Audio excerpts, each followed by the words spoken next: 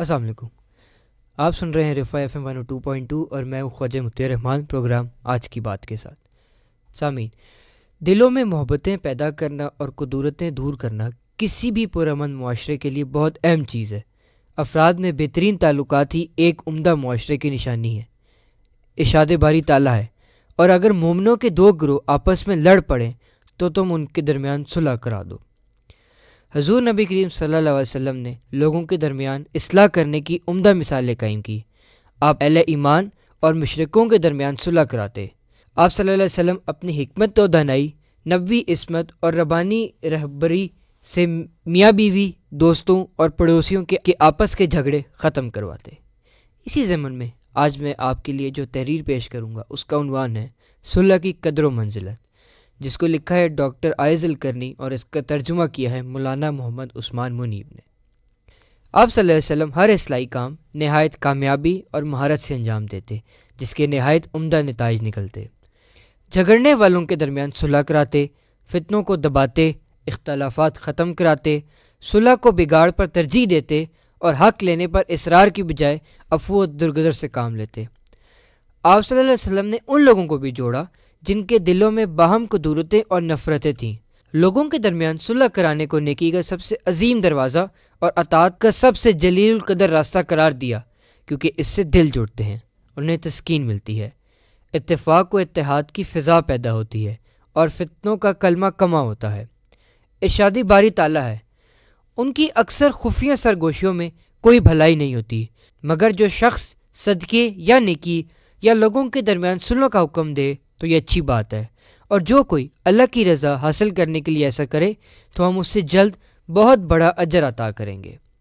اور آپ صلی اللہ علیہ وسلم نے فرمایا، تم میں سے کوئی شخص مومن نہیں ہو سکتا جب تک اپنے بھائی کے لیے بھی وہی پسند نہ کرے جو اپنے لیے پسند کرتا ہے. آپ صلی اللہ علیہ وسلم نے ہمیشہ وحدت امت کا درس دیا، انصار و مہاجرین کے درمیان بھائی چارہ کام کیا، گروہ بندی اور باہمی جھگڑوں کا خاتمہ کیا تاکہ معاشرہ مضبوط اور مستحکم ہو سکے. جب اسلام مفقود ہو تو قومیں ہلاک ہو جاتی ہیں، دولت ضائع ہوتی ہے، خاندان ٹوٹ پھوٹ کا شکار ہوتے ہیں اور عزتیں پامال ہوتی ہیں. ارشاد باری تعالیٰ ہے، اور آپس میں جھگڑا نہ کرو ورنہ تم ہمت ہار بیٹھو گے اور تمہاری ہوا اکھڑ جائے گی. حضور سرور کونین سردار دو عالم صلی اللہ علیہ وسلم کا فرمان ہے، تم اہل ایمان کو ایک دوسرے پر رحم کرنے، آپس میں محبت کرنے اور ایک دوسرے سے شفقت کے ساتھ پیش آنے میں ایک جسم کی مانند دیکھو گے، جس کے ایک عضو کو اگر تکلیف پہنچے تو سارا جسم بے قرار ہو جاتا ہے. آپ صلی اللہ علیہ وسلم نے ایک مثال کے ذریعے اصلاح کی اہمیت بیان کرتے ہوئے فرمایا، اس شخص کی مثال جو اللہ کی حدود پر قائم ہو اور وہ جو ان میں مبتلا ہو گیا ہو، ان لوگوں کی سی ہے جنہوں نے ایک کشتی کو بذریعہ کرہ تقسیم کیا ہو. بعض لوگوں کے حصے میں اوپر والا حصہ آیا جبکہ کچھ لوگوں نے نچلا حصہ لے لیا. اب نچلے حصے والوں کو جب پانی کی ضرورت ہوتی تو اوپر والوں کے پاس جاتے. انہوں نے خیال کیا کہ اگر ہم اپنے نچلے حصے میں سوراخ کر لیں تو اچھا ہوگا، اس طریقے سے ہم اوپر والوں کے لیے اذیت اور تکلیف کا باعث نہیں ہوں گے. ان حالات میں اگر اوپر والے نیچے والوں کو ان کی مشاورت کے مطابق چھوڑ دیں تو سب ہلاک ہو جائیں گے، اور اگر وہ ان کا ہاتھ پکڑ لیں تو وہ بھی بچ جائیں گے اور دوسرے بھی محفوظ رہیں گے. آپ صلی اللہ علیہ وسلم ہمیشہ لوگوں کے درمیان اصلاح کرانے کی کوشش میں رہتے، کیونکہ صلح سے محبتیں بڑھتی ہیں اور جھگڑوں سے نجات ملتی ہے. جھگڑے زندگی تباہ کر ڈالتے ہیں، خون خرابے کو ہوا دیتے ہیں اور عداوتیں اور نفرتوں کی آگ بھڑکاتے ہیں. اللہ تعالیٰ نے بھی اصلاح کا حکم دیا ہے اور اسے ایمان کی علامت قرار دیا ہے. ارشاد باری تعالیٰ ہے، اور تم آپس میں اپنی اصلاح کر لو اور اس کے رسول کی اطاعت کرو اگر تم مومن ہو. اور جب رسول اکرم صلی اللہ علیہ وسلم کو علم ہوا کہ اہل قبا آپس میں لڑ پڑے ہیں اور ایک دوسرے کو پتھر مارے ہیں تو آپ صلی اللہ علیہ وسلم نے صحابہ کرام سے فرمایا، ہمیں لے چلو، ہم ان کے درمیان صلح کرائیں. اور آپ صلی اللہ علیہ وسلم نے اپنے صحابہ کرام سے فرمایا، کیا میں تمہیں روزے، نماز اور صدقے سے بڑھ کر افضل درجات کے اعمال نہ بتاؤں؟ صحابہ کرام نے کہا، کیوں نہیں اے اللہ کے رسول؟ آپ صلی اللہ علیہ وسلم نے فرمایا، آپس کے میل جول اور روابط بہتر بنانا. اس کے برعکس آپس کے میل جول اور روابط میں پھوٹ ڈالنا بے شک دین کو مونڈ دینے والی خصلت ہے. اور آپ صلی اللہ علیہ وسلم نے فرمایا، کسی آدمی کے لیے جائز نہیں ہے کہ وہ اپنے بھائی کے ساتھ 3 دن سے زیادہ میل ملاقات چھوڑے، اس طرح کہ جب دونوں کا سامنا ہو جائے تو یہ بھی منہ پھیرے اور وہ بھی منہ پھیر لے. اور ان دونوں میں بہتر وہ ہے جو سلام کرنے میں پہل کرے۔ اور ایک موقع پر آپ صلی اللہ علیہ وسلم نے فرمایا جمعرات کے دن جنت کے دروازے کھول دیے جاتے ہیں اور ہر اس بندے کی مغفرت کر دی جاتی ہے جو اللہ تعالیٰ کے ساتھ کسی کو شریک نہیں بناتا سوائے اس بندے کے جس کی اپنے بھائی کے ساتھ عداوت ہو۔ چنانچہ کہا جاتا ہے ان دونوں کو مہلت دو حتیٰ کہ یہ صلح کر لیں، ان دونوں کو مہلت دو حتیٰ کہ یہ صلح کر لیں۔ مفسرین نے آپ صلی اللہ علیہ وسلم کے اوس و خزرج کے درمیان صلح کے واقعے کا ذکر بھی کیا ہے، اور درج ذیل ارشاد باری تعالیٰ کی شان نزول بھی یہی ہے۔ اے لوگو جو ایمان لائے ہو، اگر تم اہل کتاب کے ایک فریق کی بات مانو گے تو وہ تمہارے ایمان لانے کے بعد تمہیں پھر کافر بنا دیں گے۔ شیطان نے اوس اور خزرج کے انصاریوں کے درمیان جھگڑا کھڑا کر دیا۔ انہوں نے ایک یہودی کی شرارت سے جاہلیت کا نعرہ بلند کیا اور اسلحہ اٹھا کر مدینے سے باہر لڑنے کے لیے تیار ہو گئے۔ نبی کریم صلی اللہ علیہ وسلم کو اس کی خبر ہوئی تو آپ چند صحابہ کرام کے ساتھ دوڑتے ہوئے ان کے پاس گئے اور ان کی صفوں کے درمیان کھڑے ہو کر فرمایا، اے مسلمانوں کی جماعت، اللہ اللہ، کیا جاہلیت کے نعرے جبکہ میں تمہارے درمیان موجود ہوں۔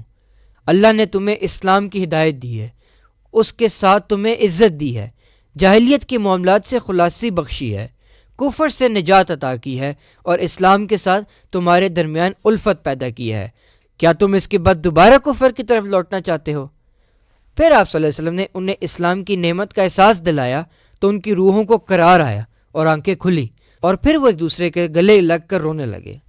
اس پر اللہ تعالیٰ نے یہ آیات نازل فرمائی، اور سب مل کر اللہ کی رسی کو مضبوطی سے پکڑ لو اور جدا جدا نہ ہو، اور تم اپنے آپ پر اللہ کی اس نعمت کو یاد کرو جب تم ایک دوسرے کے دشمن تھے، پھر اس نے تمہارے دلوں میں الفت ڈال دی اور تم اس کے احساس سے بھائی بن گئے، اور تم آگ کے گھڑے کے کنارے پر تھے، پھر اس نے تمہیں اس میں گرنے سے بچا لیا۔ اللہ تعالیٰ اسی طرح تمہارے لیے اپنی آیتیں بیان کرتا ہے تاکہ تم ہدایت پالو۔ آپ صلی اللہ علیہ وسلم نے یہ چند باتیں ہی کی تھیں کہ تلواریں میانوں میں چلی گئیں، شدید غصہ خوشی اور سکون میں بدل گیا اور سختی محبت کے آنسوؤں میں تبدیل ہوگی۔ وہ گلے ملے اور آپس میں شیر و شکر ہو کر بھائیوں کی طرح مدینے واپس گئے۔ بخاری و مسلم میں ہے کہ جب نبی کریم صلی اللہ علیہ وسلم کو بنو عمرو بن عوف کے اختلافات اور جھگڑے کا علم ہوا تو آپ فوراً ان کے درمیان صلح کرانے کے لیے تشریف لے گئے۔ نماز ظہر کا وقت ہو گیا تھا اور سیدنا بلال رضی اللہ عنہ نے اقامت بھی کہہ دی تھی، مگر آپ صلی اللہ علیہ وسلم صلح کرانے میں مصروف رہے۔ پھر صحابہ کرام نے نماز پڑھانے کے لیے سیدنا ابو بکر کو آگے کیا۔ یہ سب آپ نے صلح کی اہمیت اور عظیم قدر و منزلت کی بنا پر کیا۔ آپ کے پیش نظر اس کا عظیم اجر اور بہت بڑے شر کا خاتمہ تھا۔ لوگوں کے درمیان صلح کی خاطر آپ صلی اللہ علیہ وسلم نے خلاف واقعہ بات کرنے کی اجازت بھی دی ہے۔ چنانچہ آپ صلی اللہ علیہ وسلم نے فرمایا، جو لوگوں کے درمیان صلح کرانے کی خاطر اچھی باتیں منسوب کرتا ہے یا اپنی طرف سے خیر کی بات کرتا ہے وہ ہرگز جھوٹا نہیں ہے۔ چنانچہ صلح کروانے والے کے لیے جائز ہے کہ وہ ایک دوسرے سے لڑے ہوئے لوگوں کے بغض اور کینہ کو ختم کرنے، ان کے دلوں کو جوڑنے اور ان کے دلوں میں دوستی اور محبت پیدا کرنے کے لیے خلاف حقیقت بات کہے۔ آپ صلی اللہ علیہ وسلم کی اصلاح عمومی اور خصوصی دونوں طرح کی ہوتی ہے۔ آپ صلی اللہ علیہ وسلم پہلے بڑے مسائل جیسے خون، عزت، فتنوں اور جنگوں کے حوالے سے اصلاح کرتے اور پھر دونوں جھگڑنے والوں کے آپس کے معاملات کی اصلاح فرماتے، حتیٰ کہ گھر کے معمولی معاملات میں بھی صلح کراتے۔ آپ صلی اللہ علیہ وسلم نے تو قرض کے لین دین میں بھی اختلاف کرنے والے دو لوگوں کے درمیان بھی صلح کروائی۔ آپ صلی اللہ علیہ وسلم نے لوگوں کی جان، مال اور عزت کو ایک دوسرے کے لیے محترم قرار دیا اور اس کے لیے ایک مستقل دستور اور ضابطۂ حیات دیا تاکہ ان کی زندگی کی اصلاح ہو۔ چنانچہ آپ صلی اللہ علیہ وسلم نے فرمایا، ہر مسلمان کا خون، مال اور عزت دوسرے مسلمان کے لیے حرام ہے۔ اور آپ صلی اللہ علیہ وسلم نے مزید فرمایا، اور میرے بعد پھر کافر مت بن جانا، ایک دوسرے کی گردنیں مارنے لگو۔ نبی کریم صلی اللہ علیہ وسلم کی بعثت سے پہلے وہ فرقہ و فاقہ، بھوک، خوف اور انتشار کی زندگی گزار رہے تھے۔ آپ کی بعثت سے اللہ تعالیٰ نے ان کی زندگی خوشحال کر دی۔ انہوں نے کئی علاقے فتح کیے، کئی شہر آباد کیے اور ایک ایسی تہذیب قائم کی جس کی سرحدیں چین، ہندوستان، سائبیریا، افریقہ کے جنگلات اور یورپ کے مضافات تک پھیل گئیں، اور اس میں ہر طرف عدل و رحمت، درگزر اور سلامتی کا دور آتا۔ آپ صلی اللہ علیہ وسلم نے خاندانی نظام کی اصلاح فرمائی جو ٹوٹ پھوٹ کا شکار تھا اور اس کا کوئی ضابطہ و دستور نہ تھا۔ آپ صلی اللہ علیہ وسلم نے نکاح کے بعد سے وفات تک نہایت درست ربانی خاندانی نظام تشکیل دیا۔ یہ آپ صلی اللہ علیہ وسلم کی اسلامی شریعت کا امتیاز ہے کہ کسی بچے کے ماں باپ کے رشتہ ازدواج میں منسلک ہونے سے لے کر اس بچے کی پیدائش، بڑھاپے اور اس کی وفات تک زندگی کے ہر لمحے میں اس کا خیال رکھا، کیونکہ اسلامی خاندان کی تشکیل اور اس کی خد و خال کی تعمیر میں ہر فرد کی ذمہ داری کو واضح کرنا معاشرے کی تشکیل، قومی یکجہتی اور آباد کاری کے لیے لازم ہے۔ اسی کے ساتھ سامعین، آپ سب سے گزارش کرنا چاہوں گا کہ آپس میں جو اختلافات ہیں ان کو ختم کریں، چاہے وہ آپ کے کسی بھائی کے ساتھ ہے، رشتہ دار کے ساتھ ہیں یا کسی دوست کے ساتھ ہے۔ اپنے دلوں میں محبتیں پیدا کریں۔ آپ سماعت فرما رہے تھے تحریر صلح کی قدر و منزلت، جس کو لکھا ہے ڈاکٹر عائض القرنی نے اور جس کا ترجمہ کیا ہے مولانا محمد عثمان منیب نے۔ اپنے میزبان خواجہ مطیع الرحمان کو اجازت دیجیے۔ سنتے رہیے رفاح FM 102.2۔ اللہ نگہبان۔